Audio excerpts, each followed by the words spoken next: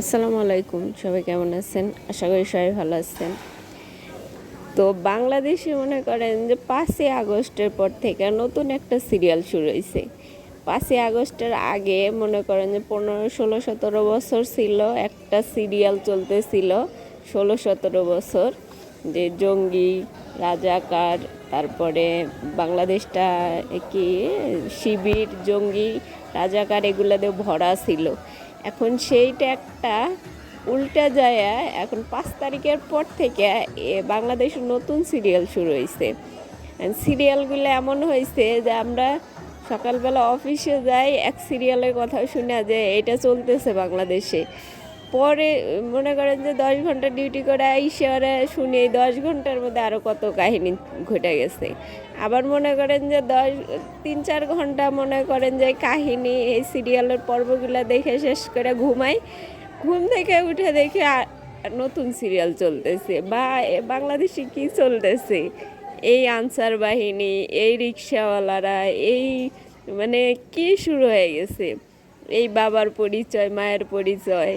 আসলে বাংলাদেশে কি ঘটতেছে বা ঘটতে চলতেছে নিজেরাও বুঝতেছে না। একে তো বানভাসীদের জন্য আমাদের টেনশন, কষ্ট লাগতেছে, পাশাপাশি এই যে সিরিয়ালগুলো চলতেছে, বাংলাদেশের মানুষ তো মনে করেন যে এখন অন্য কোনো এন্টারটেনমেন্ট নিয়ে পড়ে থাকে না। এখন আর ওই হিন্দি সিরিয়াল দেখা, হিন্দি মুভি দেখা, বা বলেন যে বিটিএস দেখা বা কোরিয়ান ড্রামা দেখা, সব মানুষ ভুলে গেছে। কারণ বাংলাদেশেই তো চলতেছে এত সুন্দর সুন্দর ড্রামা, যে কিছু কিছু মানুষ মনে হয় যে মঙ্গল গ্রহ থেকে এসে বাংলাদেশে আবির্ভাব হয়েছে। যেমন আনসার বাহিনী, তারা সুন্দর ট্রাফিক পুলিশের দায়িত্ব পালন করলো শিক্ষার্থীদের সাথে। এখন হুটহাট করে তাদের দাবি দেওয়া, এমন সময় যে সময়টা বন্যার্তদের জন্য সবাই কান্নাকাটি হাজারি করতেছে। পাশাপাশি রিক্সাওয়ালা ভাইরা সব ছুটে গেছে, রিক্সাওয়ালারা কে কারে চায়, কে না কারে না চায়, এই অবস্থা। এখন কি বাংলাদেশে কি পরে আবার আজকে মনে করেন যে অফিস থেকে শুনে আরেক ড্রামা, কি কার বাবার পরিচয়, কার মায়ের পরিচয়, এগুলা বের হয়ে যাইতেছে। বাংলাদেশে কি ঘটতেছে না ঘটতেছে মানে যে বোঝার উপায় নাই।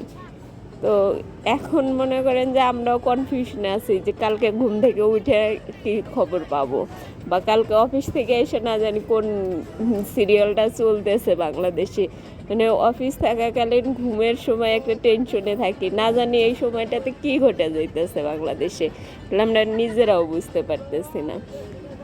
তো যাই হোক, এর মাধ্যমে বাংলাদেশ একটা নতুন বাংলাদেশ পাইছে, নতুন অভিজ্ঞতা হইতেছে, নতুন সব কিছু। তো এনজয় করেন সবাই, সবাই ভালো থাকেন। আল্লাহ হাফেজ।